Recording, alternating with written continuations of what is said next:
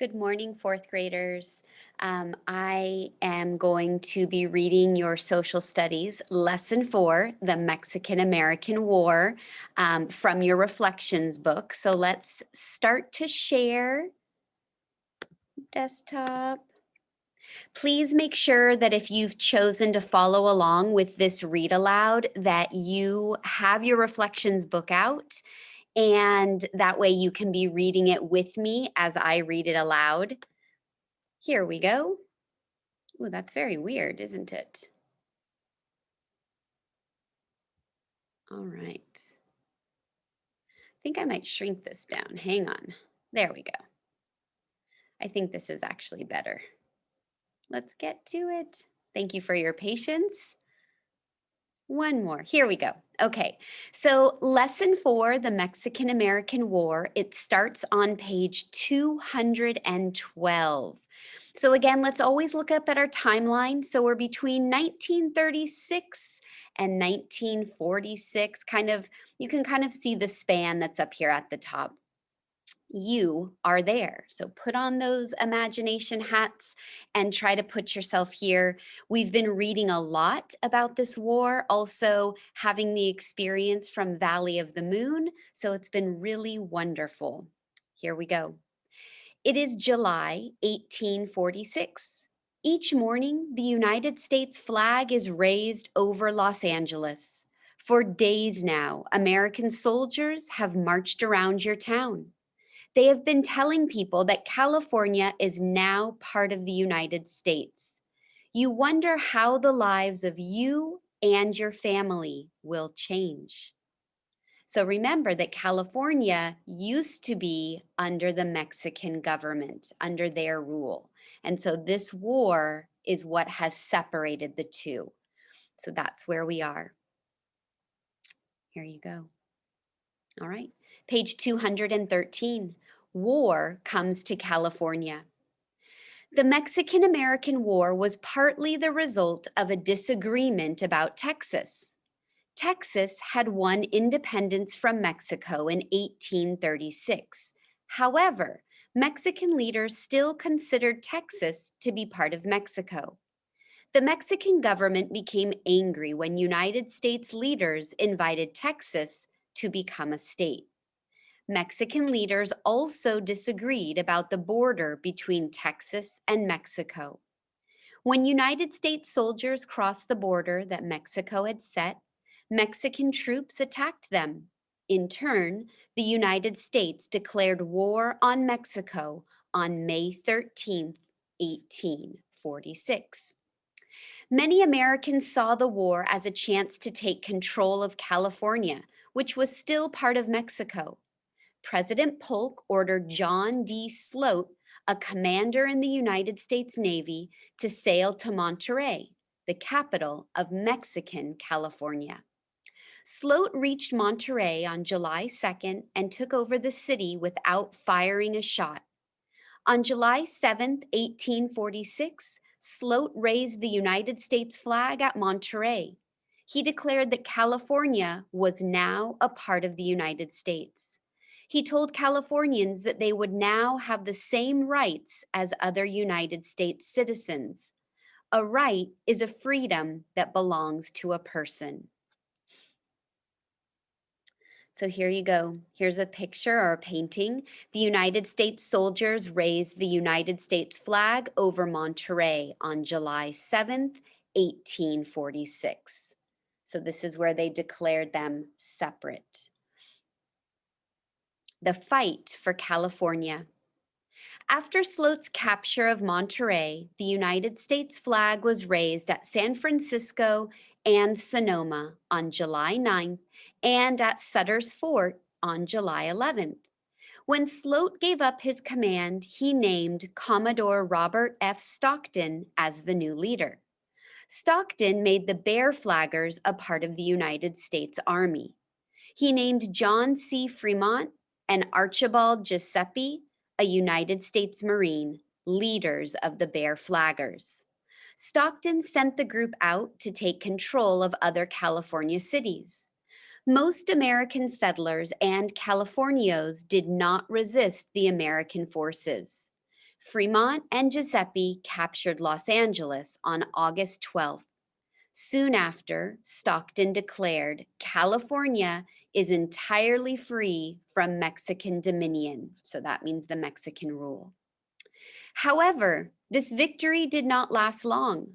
Stockton left Giuseppe in charge of Los Angeles. Giuseppe made strict rules about when and where people could travel. These rules made the people angry. When some Californios rebelled against the soldiers, Giuseppe and his soldiers marched to San Pedro. There, they met up with soldiers sent by Stockton. The two groups marched back to Los Angeles and fought the Californios at Dominguez Rancho. The Californias won again. About this time, General Stephen Watts Kearny was heading west from New Mexico with 300 soldiers. On the way, Kearny met the famous scout, Kit. I want to go back to this. Carson. So I wanted to go back to this for a second. So Kit Carson is who he met. So we'll continue reading about Kit Carson in a minute. So here's sort of the timeline for the Mexican-American War. So this is a really good captions, interesting details for you to read. And then of course, checking the dates too. So this is the progression. So this is how the war moved. Okay.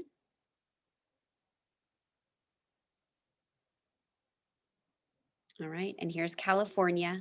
So you can see the Mexican-American War in California in 1846 to 1847. So you can, it's just kind of neat to see the different years. So just make sure that you look at these maps, these pictures, and read all of the captions. They share great details. So Kit Carson is who we were just speaking about. Carson had not heard about the fighting and told Kearny that California was safely under United States control. Because of Carson's report, Kearny sent 200 of his soldiers back to New Mexico. Carson led Kearny and the remaining soldiers to California. As soon as they reached California, however, they were attacked by a group of Californios. The Californios retreated, but it was a trick. So they left, they pulled back, but then that was a trick. They circled back, surprised the American soldiers, and won the Battle of San Pasqual. We read a little bit about that yesterday in California Studies, in our Studies Weekly. Conflicts end. I'm on page 216. The victory at San Pasqual was the last one for the Californios. General Kearny and Commodore Stockton launched another attack and took control of Los Angeles on January 10th, 1847. So it's kind of like this going back and forth, taking over power. Mexican Governor Pio Pico and his brother, General Andres Pico, organized the surrender of California.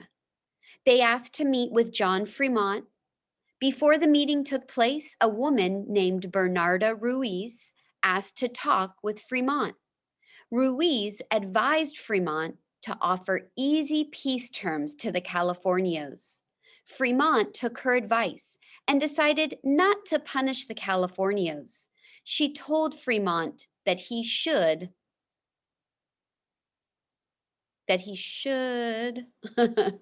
where's the page? That doesn't make sense. Hang on.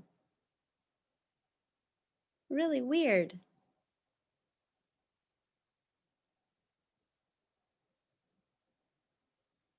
Oh, I guess it's this quote. Sorry for the mix-up. That was really weird. Okay, so Bernarda Ruiz was talking to Fremont, and she said not to, just to be kind of easy, right? Not to punish the Californios. She told Fremont that he should win the Mexican Californians over to your side rather than make enemies of them by inflicting or enforcing on them harsh peace terms. The Treaty of Huaquenga ended the fighting in California. A treaty is a written agreement between groups or nations. Another treaty, the Treaty of Guadalupe Hidalgo, officially ended the Mexican-American War. Mexico agreed to give up lands that included all of present-day California, Utah, and Nevada, and parts of New Mexico, Arizona, Colorado, and Wyoming. In return, the United States agreed to pay Mexico $15 million. As a result of the Treaty of Guadalupe Hidalgo, the United States had achieved its dream of manifest destiny. So here's Andres Pico, and here's Bernarda Ruiz. This treaty also pleased many Californios.